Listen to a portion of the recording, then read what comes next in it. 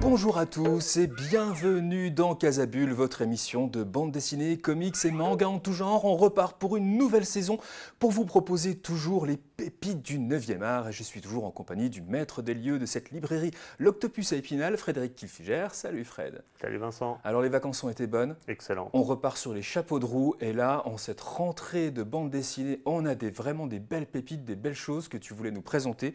On commence tout de suite par La Brigade aux éditions La Joie de lire de Victor Husneau.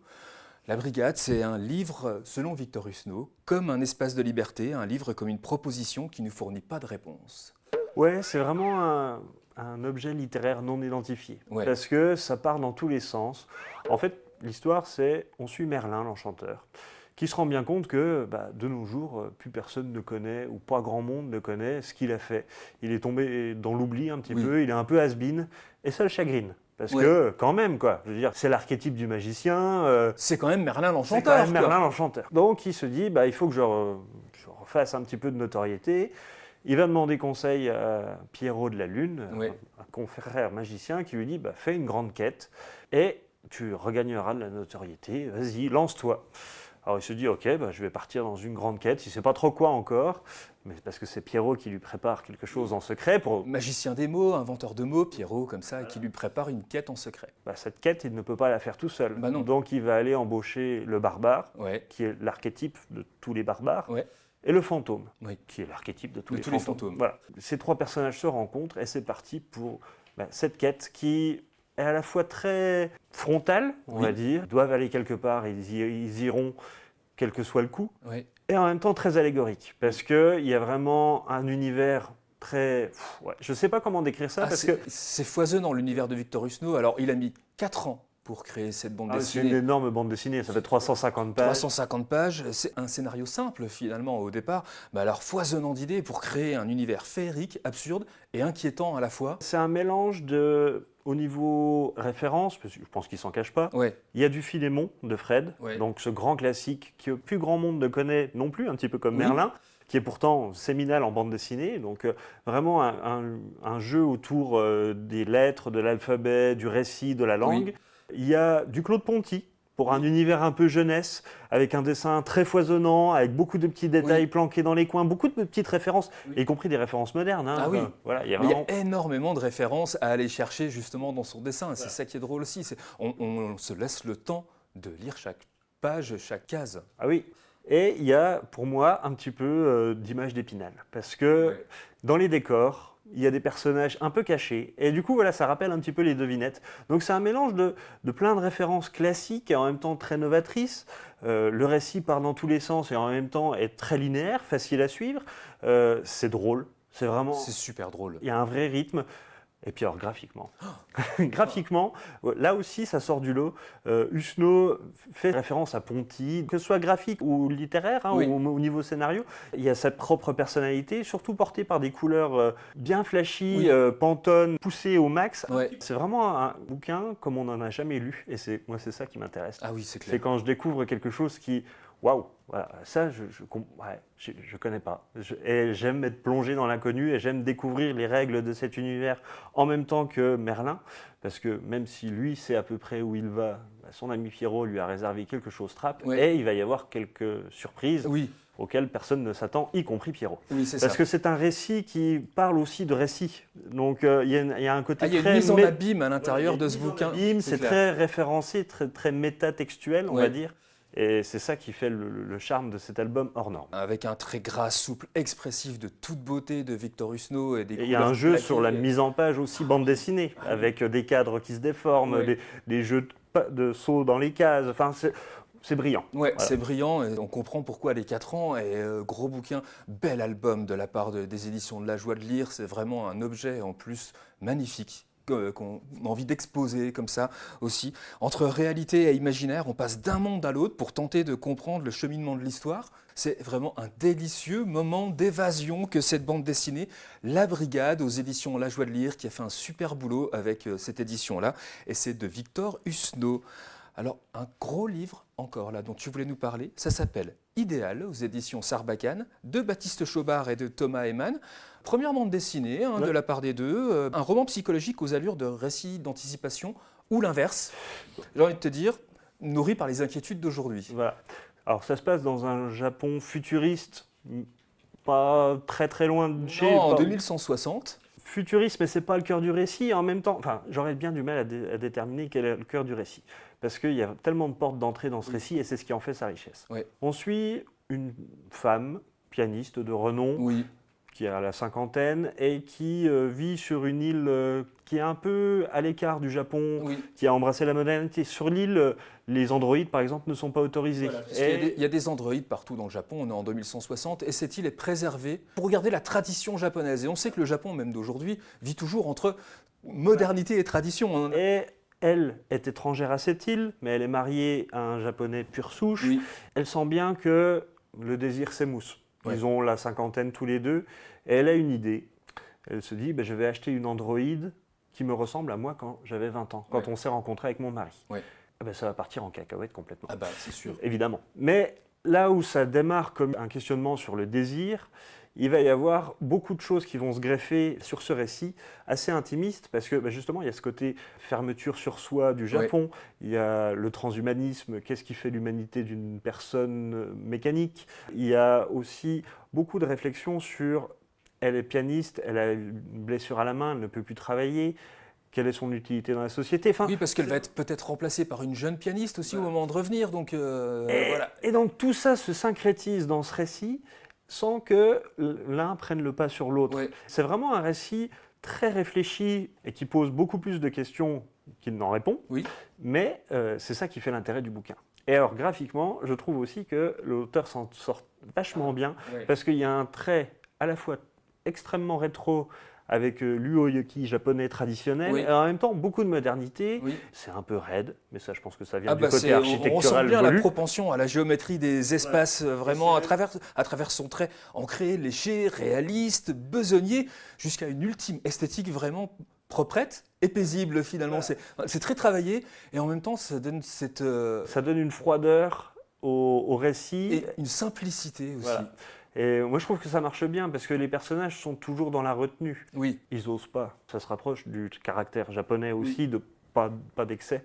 Et donc, voilà, c'est vraiment un album original, troublant, qui fait beaucoup réfléchir, avec une esthétique que moi je trouve vraiment très réussie. Alors très très réussi sur les décors, mais je pense que c'est un parti pris aussi, c'est-à-dire comme tu le disais sur les visages, c'est très lisse finalement, les personnages sont plus atones que flegmatiques, et ça participe aussi de la confusion entre l'héroïne Hélène et son sosie androïde Kai. Oui, effectivement, cette dualité du personnage principal, est-ce déjà vraiment une dualité, puisque c'est une volonté de la part d'Hélène, et en même temps, elle sent bien que la créature lui échappe, que son mari a une réaction d'abord de rejet, puis ok, on accepte, puis après ça passe à autre chose. C'est vraiment... C'est vrai qu'on sent qu'on interroge l'âme humaine face à la modernité et face aux robots, finalement, face aux androïdes. La question est double, là. Il y a vraiment aussi ce côté...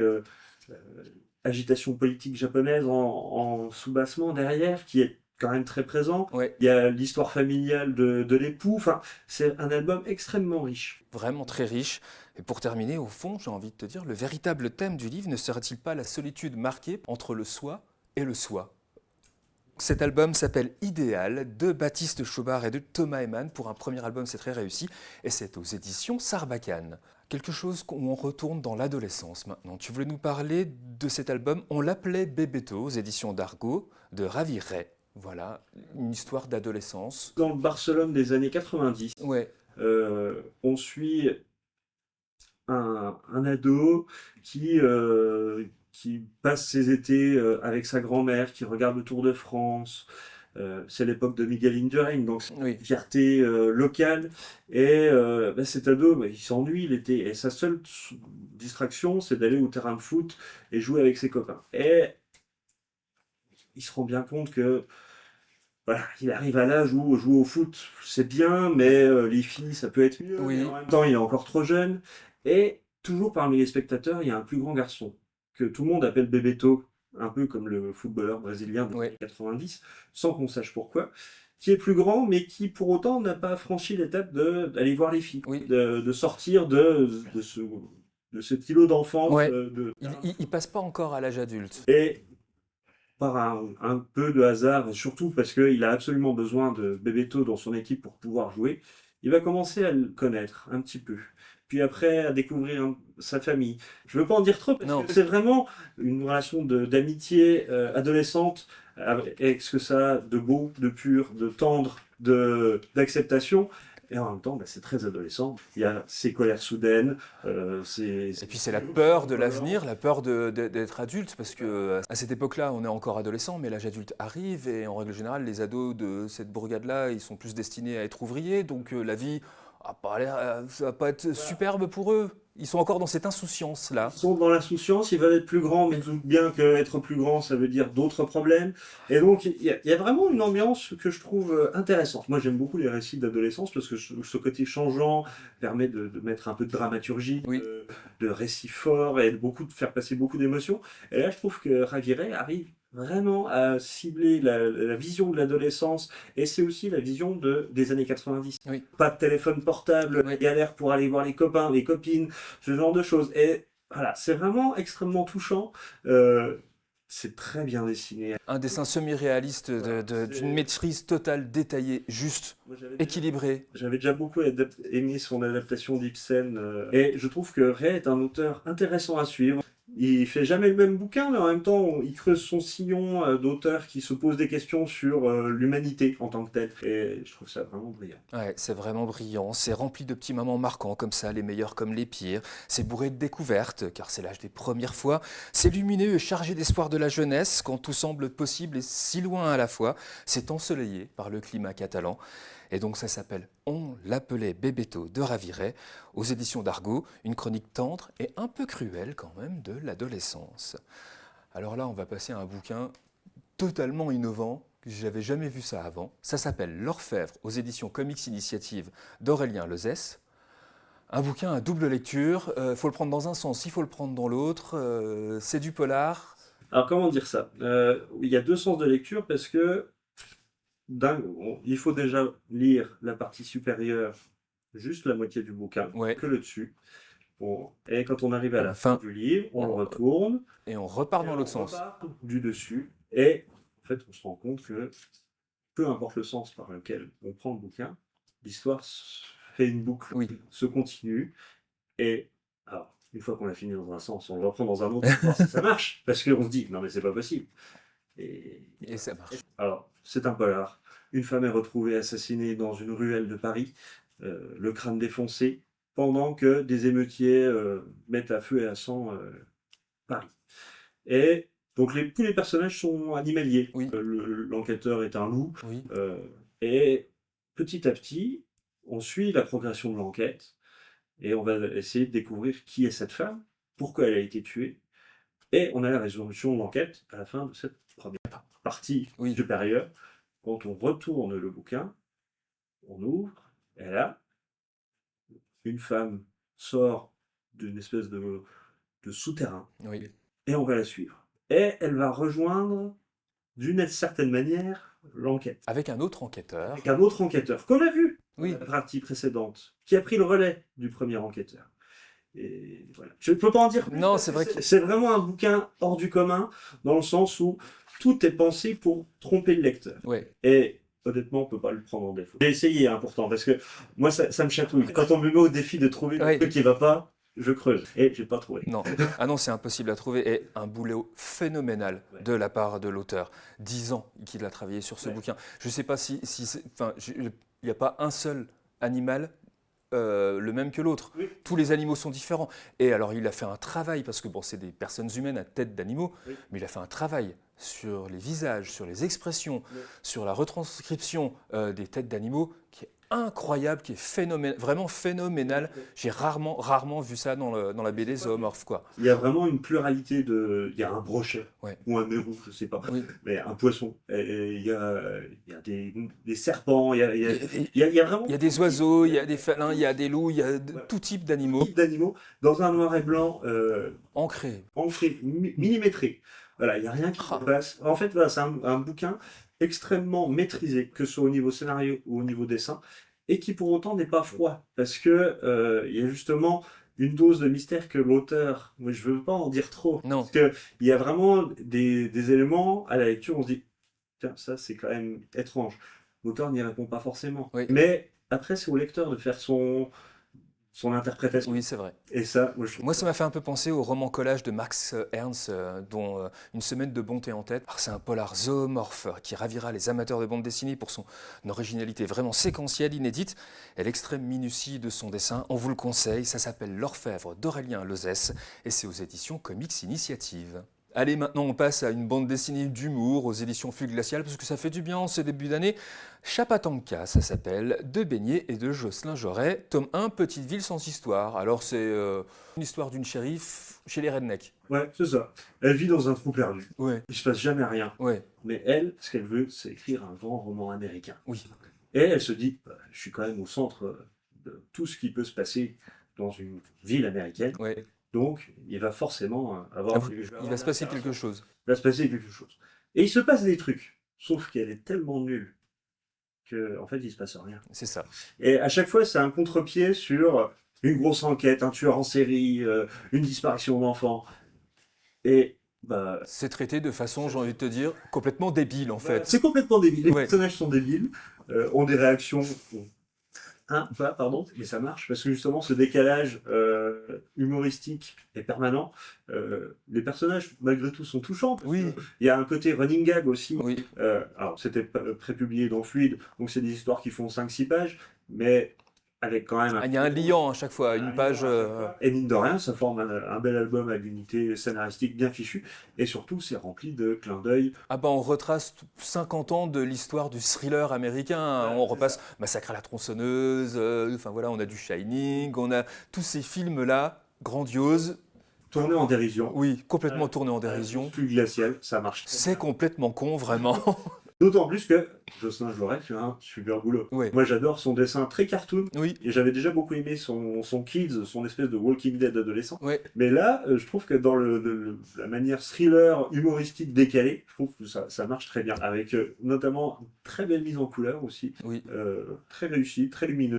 Ouais, donc c'est vraiment très drôle et on vous le conseille parce que c'est relaxant pour cette rentrée. Ça s'appelle donc Chapatanka, tome 1, Une petite ville sans histoire, de Beignet et de Jocelyn Jaurès, et aux éditions Fluide Glaciale. Alors, dans les suites dont on voulait vous parler, on ne pouvait pas manquer ça. Madeleine résistante, tome 3, des Nouilles à la tomate, aux éditions Dupuis, de Berthaille, Jean-David Morvan et de Madeleine Riffaut. Il faut rappeler que Madeleine Riffaut a eu 100 ans, là, le 23 août 2024. Oui, elle est toujours vivante. Elle est toujours vivante. Elle est toujours... ravi de partager son récit de vie, parce que là, dans ce tome 3, c'est la libération de Paris, c'est aussi comment elle a été arrêtée et ce qu'elle a subi aux mains des Allemands, son envoi vers un camp avant de partir en Allemagne pour être exécutée, elle manque l'exécution par un pur hasard. C'est un récit extrêmement dur. Là, attention, c'est rude. C'est rude. On commence l'album, elle se fait arrêter. Voilà. C'est la torture. Même si Berthaille choisit avec Morvan de ne pas montrer de façon trop frontale, c'est quand même des récits... des scènes disons que le dessin bouleversantes. Et la colorisation de Berthaille permet de faire accepter au lecteur, je trouve, ces tortures-là. Et c'est vraiment bouleversant, comme tu le dis. Mais voilà, mais en même temps, il n'y a pas de couleur. Voilà, il faut le montrer, c'est profond. Il faut le montrer, il faut le dire, parce que son engagement lui a coûté beaucoup. Et c'est justement lui rendre hommage de ne pas taire ou minimiser ce qu'elle a subi aux mains des Allemands, même si elle raconte d'ailleurs qu'elle a subi une amnésie pendant des années parce qu'elle ne se souvenait plus. Elle avait un blocage, elle ne voulait pas s'en souvenir. Et là, là, elle s'en souvient, elle raconte ça. Et alors, elle raconte ça avec le recul. Donc, ça amène aussi une distance qui est la bienvenue et en même temps qui est très salutaire. Et c'est des scènes extrêmement poignantes. C'est vraiment, pour moi, un des summums de la bande dessinée historique, voire même de la bande dessinée tout court. C'est clair. C'est indispensable. C'est indispensable. Et c'est pour ça qu'on avait déjà parlé de Madeleine Résistance, bien évidemment. Mais là, le tome 3 sort. Et puis, c'est rendre hommage à Madeleine Riffaut, qui a eu 100 ans il y a un mois. Elle a eu 100 ans le jour de la libération de Paris. Oui, c'est ça. Parce que, de l'anniversaire, elle avait 20 ans, tout pile le jour de la libération. À 20 ans. Waouh, quelle force de caractère, cette Madeleine. Incroyable. Franchement, ça force l'admiration. Et puis alors, le dessin de Berthaille, toujours magnifique. Toujours magnifique. Avec cet aplat bleu.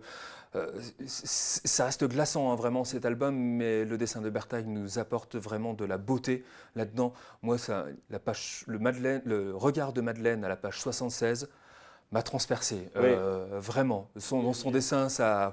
Il y a une émotion incroyable incroyable dans cet album et on voulait vraiment vous en parler. Alors, j'ai appris que selon Jean-David Morvan, il y aurait 5 à 6 tomes, encore en plus peut-être. Le 4e devrait achever la partie résistance de Madeleine, mais ils veulent raconter comment elle est devenue reporter de guerre, comment elle a couvert l'Algérie, le Vietnam, la Corée, après-guerre. Voilà. Et donc, qui est tout à fait dans la continuité de son personnage, de cette femme. Magnifique, hors du commun. Donc on ne pouvait pas ne pas passer à côté. Ça s'appelle donc Madeleine Résistance, tome 3, les nouilles à la tomate. Et pourquoi les nouilles à la tomate? Parce que c'est le premier plat qu'elle a mangé à la sortie de la prison de Fresnes, justement, et que ce plat était vraiment un synonyme de liberté retrouvée. Et c'est pour ça que cet album s'appelle comme ça, de Jean-David Morvan, de Madeleine Riffaut et Berthaille, et c'est aux éditions Dupuis. Allez, on passe à la jeunesse. Tu voulais nous parler de 2 albums. On va commencer par un premier, parce qu'on va faire en sorte de promouvoir le travail de José Luis Munuera. Et d'abord, premier album, Peter Pan de Kensington, d'après Le Petit Oiseau Blanc de James Matthew Barrie, aux éditions d'Argo. James Matthew Barrie, le créateur du personnage de Peter Pan. Et c'est une histoire qu'on ne connaissait pas. Publiée en France seulement en 2010. Oui. Voilà, donc... En fait, Barrie a écrit... la pièce de théâtre que tout le monde connaît, qui a été adaptée par Disney, que tout le monde connaît plus d'ailleurs via le dessin animé que par... Évidemment. Voilà. Mais avant d'écrire cette pièce de théâtre, il avait écrit Le Petit Oiseau Blanc, qui est un petit opuscule d'une 30aine de pages, où c'est la première apparition de Peter Pan. Ouais. Ça se passe toujours dans le Londres victorien, oui. Il y a des fées, il y a un enfant qui refuse de grandir, mais il n'y a pas Neverwhere, il n'y a pas le Capitaine Crochet. Voilà. Il n'y a pas tout ça. C'est vraiment une préquelle, on va dire, les prémices de ce personnage iconique de la littérature jeunesse. Et jeunesse, c'est pas tant que ça. C'est ça aussi que je trouve intéressant dans l'album de Munuera, parce qu'il a fait un album tout public. Oui. Pour les enfants, ça marche parce qu'il y a cette féerie, il y a ce jeune garçon qui peut voler, qui peut rencontrer des fées la nuit dans les parcs londoniens. Et en même temps, il y a cette noirceur permanente de la solitude de ce jeune garçon aussi, qui n'est qu'avec des fées et qui rencontre cette petite fille dans le parc où elle s'est perdue. Le parc est fermé, elle ne peut plus sortir, donc elle rencontre Peter. Et Peter veut la garder avec elle. Y compris si elle ne le veut pas. Ouais. Et donc cette cruauté enfantine aussi, elle a. Et c'est ça aussi qui fait le sel de Peter Pan et qui est intéressant, c'est ce personnage très joyeux, très jovial et en même temps porteur d'une noirceur. Et ça se retrouve dans cet album qui oscille entre luminosité avec ces scènes incroyables de vol dans le Londres victorien, ces scènes de comédie quand il rencontre la reine des fées, qui a les traits de la reine Victoria, ce qui est assez sympathique. Et en même temps, la noirceur, les ombres qui pourchassent cette gamine, son refus d'aider cette gamine à rejoindre ses parents. Ouais. Donc voilà, c'est un album ambivalent. Oui. Et puis, graphiquement. Puis c'est une vraie découverte. Et graphiquement, c'est magnifique. Magnifique, vraiment. Le trait de José Luis Munuera crée merveilleusement l'émotion des personnages. De la mélancolie à la tristesse, de la joie à la colère, de la sérénité à la peur et de la douceur à la cruauté. Tout est retranscrit dans son dessin. C'est grandiose. Oui, il avait déjà adapté un conte de Noël de Dickens et Bartleby, le scribe de Melville. Donc il continue dans cette esthétique, je veux dire, mi-réaliste, mi-onirique. Et c'est vraiment... Et les couleurs posées et froides de Cédas, en plus, le coloriste qu'il faut voilà, c'est entre le bleu et le jaune des fées aussi, la luminosité, la froideur, la noirceur, la pénombre de ce dessin, un album vraiment enchanteur, idéal pour une lecture en famille. Voilà, à partager. Ouais, à partager. Une invitation pour les petits et les grands à redécouvrir la véritable histoire de Peter Pan, parce que peu de gens la connaissent finalement, et encore moins en France qu'en Angleterre, j'ai envie de te dire. Voilà, ça s'appelle donc Peter Pan de Kensington de José Luis Munuera, et c'est aux éditions d'Argo. Et toujours de José Luis Munuera, mais avec Becca au scénario, oui, tu voulais nous parler des Cœurs de Ferraille. Là, c'est le tome 3 qui est sorti, sans penser à demain, mais il y avait déjà 2 tomes aux éditions Dupuis. Alors là, on est dans un univers assez original. On est à la fin du 19e, dans des États-Unis assez proches de ce qu'on connaît, sauf que il y a des robots. Oui. Et ces robots sont pas considérés comme des humains à part entière, évidemment.